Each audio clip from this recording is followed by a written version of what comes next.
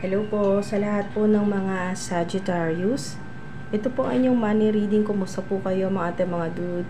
Maraming salamat po sa mga bumalik at sa mga bago at cross watchers. Maraming salamat din po sa inyo.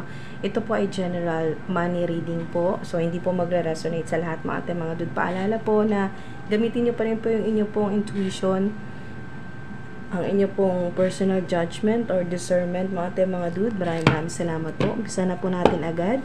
Divine Highest White Light. February, money.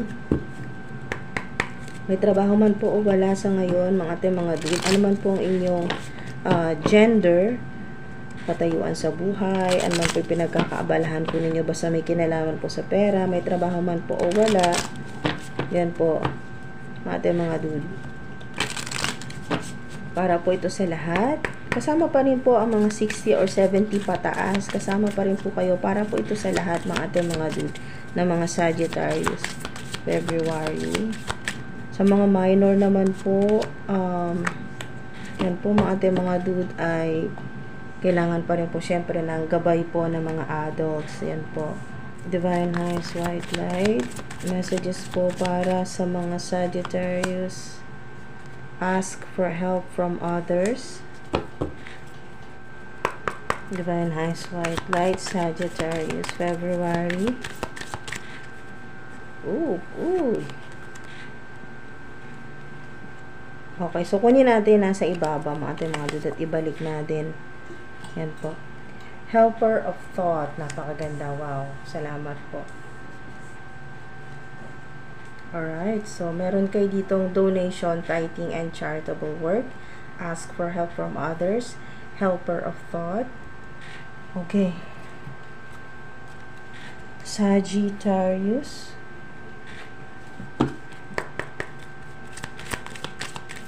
Oops.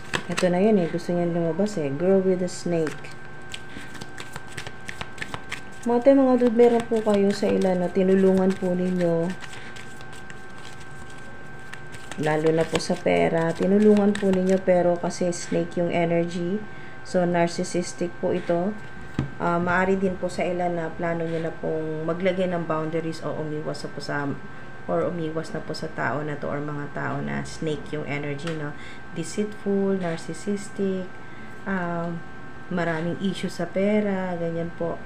O puro drama, ganyan po mga dude, or yung pinagmumukhang kawawa ang sarili sa mga tao. Yan po, victim mentality, or ganyan po yung energy. Yung ikaw yung ginagawang masama, pero ikaw yung tumulong sa kanya. So, merong ganyang girl with a snake. So, maaring yung energy niyan ay mas malakas talaga yung energy na ito po ay female, no?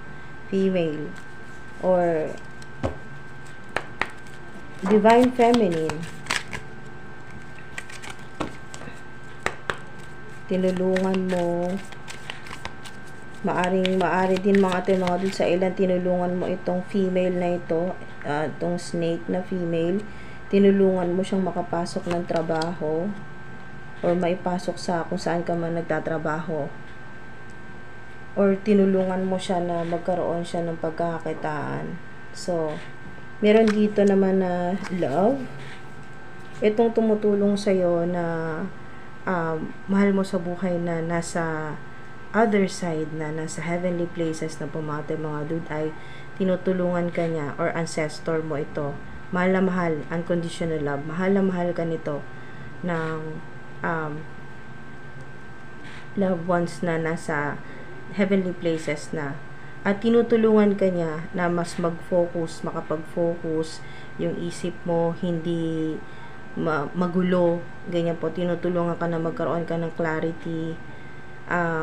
May mga mensahe siya sa'yo na pinaparating sa'yo sa mga symbols, pwede rin sa pamagitan po ng mga ibon, iba't ibang klaseng ibon, or makakita ka ng balahibo, yan po, lalo na po white feather, yan po, may mga mensahe siya sa'yo sa panaginip. Mahal na mahal ka nito mga dude, at ginagabayan ka niya, binibigyan ka niya palagi ng wisdom, ng kung anong gagawin mo, may isip mo, or ipaparating niya ito sa panaginip. Kahit sa panaginip makikita mo siya, or may mga signs na ipapakita siya sa'yo sa panaginip para magkaroon ka ng idea, or balaan, bigyan ka rin niya ng gabay at proteksyon at babala, lalo na sa mga snake, babae man o lalaki, na mga snake sa buhay po ninyo, lalo na sa career, sa trabaho, online platform, sa inyo pong negosyo o creative projects. May mga snake sa paligid po ninyo, mga ating mga dude. Evil eye, o yung naiinggit po sa inyo. Yan po yung narcissistic yung energy, ganyan po mga ating mga dude. So, lalo na yung mga tao na talagang wala kang sawa na tulungan, no? Pero ikaw yung ginagawang masama sa ibang tao or sa mga tao. Yung mga dude, minsan pinaalala mo na kailangan mo na rin ng money, baka meron na siyang extra, pero siya pa yung talagang galit at halos kung ano-ano ng masasamang panalangin, o sinumpa ka na mawalan ka ng pera or ng pagkakitaan, o ma-demote ka, o bumaba yung posisyon mo sa trabaho, etc. etc. So mga ating mga dude, ano man po yan na masamang panalangin or naiinggit sa'yo, o dahil nga sa snake yung energy, napaka-narcissistic na energy, babae man o lalaki, pero mas lamang po yung energy na babae po, kasi girl with a snake ay talagang mas malakas na, or may talagang mas marami po na magtatraidor sa inyo na babae po, na female or women. So ang inyo pong mahal sa buhay na nasa heavenly places o nasa other side na po, tinutulungan ka na makita mo talaga ng malinaw na malinaw kung sino yung mga totoo sa'yo, kung sino yung mga hindi, lalo na may kinalaman sa pera o sa trabaho po ninyo, sa career. Your life is about to start moving very fast. Ito yung gusto niyang iparating sa'yo na mensahe. Mahal na mahal ka nito. Maaari din ito ay mother figure o grandmother, lola, ganyan po mga dude. Basta babae din po ito na mother figure. Maaring mother po ninyo na nasa other side na po, no? Tinutulungan ka niya na magkaroon ng maliwalas na pag-iisip, malinaw, para maayos din ang iyong mga magiging desisyon. And for your life is about to start moving very fast, lalo na nakikita kasi ng iyong mahal sa buhay, lalo na nito na mother figure o grandmother o great-great-grandmother o ancestor po ninyo na babae, na nakikita niya na sobrang bagal, nababagalan ka sa nangyayari sa career mo, yung mga inaasahan mo na success ay wala pa, hindi ka pa talaga masaya sa kasalukuyan. So gusto niyang iparating sa iyo, gusto niyang sabihin sa iyo na your life is about to start moving very fast, mga dude. Events that seem to be on hold suddenly require all your attention. There's no time to sit and ponder. You gotta get moving. Review the details as best as you can. So may makikilala ka na talagang napakagaling magdesisyon. Maring makilala mo ito dito sa physical realm, sa trabaho mo, sa career, sa online platform. May makilala ka or merong makipag-partnership sa'yo or collaborate sa'yo na talagang napakayaman po sa wisdom, talagang maaasahan, madaling mag-isip ng solusyon, napakatalino mga dude, at confident at courageous, at magbibigay din sa'yo ng courage, no, mga dude, lalo na kung ikaw ay may doubt sa iyong mga gagawin o desisyon o mga ideas mo. Pinupush ka niya na kailangan subukan mo muna bago mo i-mark na itong idea na to ay XXX. So hanggat hindi mo pa nasusubukan, huwag ka munang mag-isip ng hindi magiging successful. So pinupush ka ng tao na to, ipupush ka niya na bigyan mo ang sarili mo ng pagkakataon. Huwag kang matakot na subukan yung mga bagay na hindi mo pa nagagawa, at tutulungan ka niya na mas ma-develop yung self-esteem mo, yung self-confidence mo. At ito yun, tuturo din niya sa'yo na kapag nahihirapan ka, kailangan mo na ng tulong ng iba, ask for help from others. Kasi kung ikaw ay talagang nakikita dito ng Divine Universe na lahat ng kaya mong ibigay ay ibibigay mo, dahil dito sa donations, tithing, and charitable work, pagtulong, puro pagtulong, serbisyo, ganyan po, public service sa ilan, puro pagtulong, pero masaya ka kasi sa ginagawa mo, kaya tulong ka lang tulong. Kaya wag ka namang huwag ka namang magdalawang isip na humingi din ng tulong sa iba. Ayan po, humingi ka ng tulong, nagdarasal ka kay God. Kailangan mo rin humingi ng tulong dito sa physical realm, sa tao, sa mga tao. At iyon ay gagabayan ka, i-guide ka, tutulungan ka ng Divine Universe kung sino yung mga dapat mong kausapin or hingan ng tulong or hingian ng tulong. Ayan po, ask for help from others. So, napakaganda po ng mensahe sa inyo mga dude.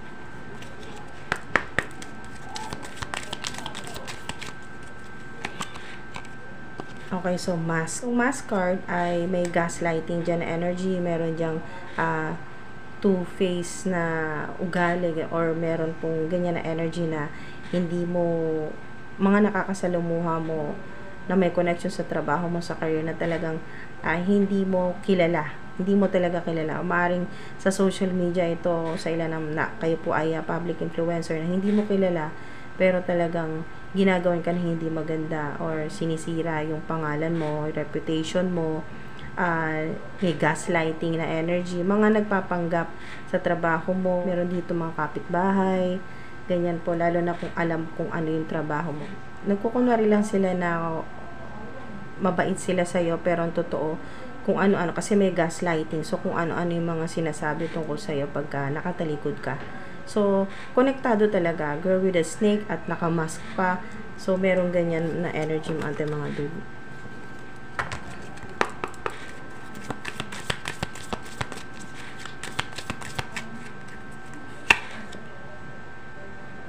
Okay, so ito yun. Ginagawa sa inyo ng mga enemies, haters po ninyo dahil sa insecurity. So, mga dude, dahil sa insecurity, inggit po nila sa'yo. Nagmamanifest sila ng ikaw ay bumagsak, no? Ikaw ay magka-problema, ganyan po, magkaroon ng money block or blockages, no? Magka-problema, magkaroon ng delays, pero hindi, kasi nga may mga tumutulong sa iyo, may mga ancestors, guardian spirits, mga sa buhay na nasa other side na po, mga dude, na tumutulong sa iyo na kung ano man pong delays na nangyayari, no, na aantala yung energy yung sa trabaho po ninyo or pera na aantala, hindi mo agad matanggap, tinutulungan ka na maging very fast. So, yung manifestation maging very fast, mabilis, quickly. So, yan po, i-post nyo po dyan, money, money, money come to me quickly and easily. Yan po, yan din po yung mangyayari. Kasi, ito po yun, no, nakukontra na rin. Kung kayo po ay nagmamanifest ng positive energy, high frequency po yan, so nakukontra yung low energy na panalangin nila na bumagsak ka, nagmamanifest din kasi yung mga enemies, mga haters, snakes sa buhay po ninyo, sa career, sa trabaho, dahil sa insecurities po nila, inggit nila sa'yo, ay nagmamanifest sila na bumaba ka, na bumagsak ka, na mahirapan ka. So, pangontra na rin po, napaka-powerful, na kayo po ay ibalik po ninyo lahat ng mga negative na or masamang panalangin sa inyo ng mga haters po ninyo, ibalik po ninyo sa Divine Highest White Light, kay God, sa Divine Universe, sa mga angels, sa mga ancestors po ninyo, at i-transmute ito, no, ibalik sa iyo na mas lalo ka pang swertehin, na mas lalong ma-attract mo ang abundance, na lalong maging madali para sa iyo at maging mabilis na mag-manifest yung mga gusto mo o yung mga pangarap mo, yung mga goals mo sa buhay. Alright, so talaga may mga gaslighting talaga, misunderstanding, mga dude, na kayo po ay masira sa mga tao, ganyan po, no. Hindi maganda yung hindi po maganda yung mga sinasabi tungkol sa inyo. Ayan, mga dude. Mari din na sa ilan ay may cancellation dito na energy. So, maaaring pinapanalangin na makancel yung meron ditong cancellation na makancel ka sa trabaho, matanggal, parang ganon, or delays. Ito yung minamanifest ng mga enemies, ng mga haters po ninyo or snake sa buhay po ninyo, ay delays, cancellation, mga misunderstanding. So, chaos po yan, o gulo, mapaaway ka, yung kayo po ay mag-react, ganyan po, ma-involve po kayo sa mga ganyan, ng mga away-away po sa workspace, sa trabaho, mga mali-maling bintang po sa inyo, ganyan po mga dude. Pero nakita ko dito sa ilan naman, pag talagang sobrang toxic na ngayon pong February, ay magpapakancel na po kayo ng visa or cancellation ng agreement po ito. Yan po. Basta may cancellation dyan na energy kasi kumbaga ay tama na. Okay, enough is enough para sa'yo. Ay hindi ka naman pababayaan ng Divine Universe, hindi ka mawawalan kahit na umalis ka sa isang kung ano man po yung sa trabaho po rin, kahit umalis ka, definitely dahil infinite abundance, infinite ang Divine Universe at napakaraming opportunities, abundance din po sa opportunities, kaya hindi ka mawawalan, hindi mahirap sa'yo na makahanap ng ibang pagkakitaan o ng trabaho. So ano man po yung ginagawa po sa inyo na false accusation o talagang nagkakaroon dito ng conflicts o misunderstanding na mali ang kung ano man ito, ating mga dude, na sinisira ka talaga, ay may cancellation dyan.